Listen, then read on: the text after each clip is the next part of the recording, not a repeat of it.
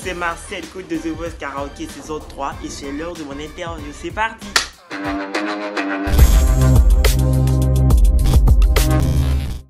Ok.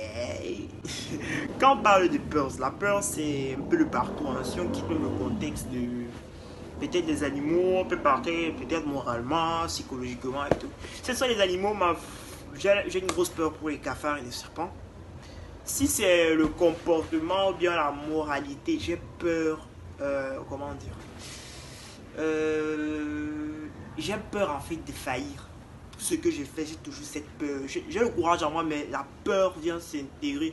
Et c'est la faillite, surtout la faillite qui me fait énormément peur. Parce que quand il y a faillite, c'est pas bon, il y a déception, il y a dégoût et tout. Donc c'est un peu ça en fait.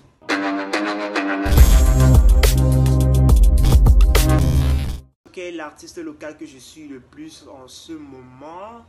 En fait, je suis tous les artistes locaux parce que la première des choses, c'est de valoriser la musique camerounaise. Et maintenant, quel est l'artiste que je suis le plus parmi tous? Je pense que c'est Riddims, le groupe Riddims. J'écoute beaucoup ce groupe, surtout ma chanson préférée, c'est Chabasiko.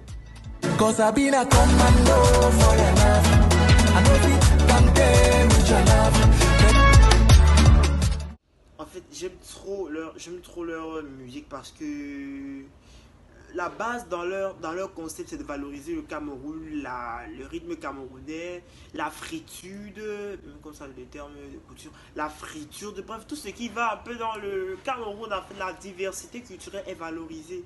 Et c'est pour ça que je kiffe vraiment le groupe. Hormis Riddim, j'écoute aussi du Loco, du Taiki et plein d'autres. En fait, j'écoute plusieurs.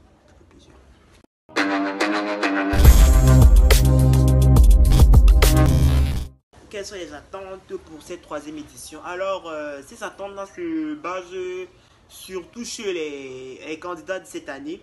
Alors, il faut vraiment qu'ils mettent énormément, qui doivent être beaucoup focalisés, beaucoup de travail parce que cette saison, ça va envoyer du lourd. Parce que vous avez vu, il y a eu plein d'innovations et des réductions venant des autres saisons. Donc, il y a plein de choses à faire venant des candidats. On veut le meilleur, on veut du taf, on veut du travail.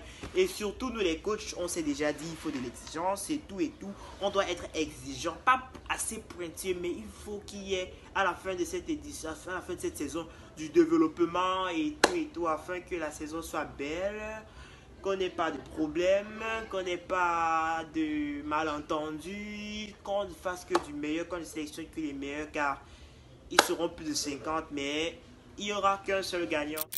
Voilà, c'est la fin de mon interview. J'espère que j'ai répondu aux questions qui étaient les plus attendues. Et rendez-vous à partir du 2 juillet à 20h30 précises pour les premières auditions à l'aveugle de The Voice. C'est parti, bye bye.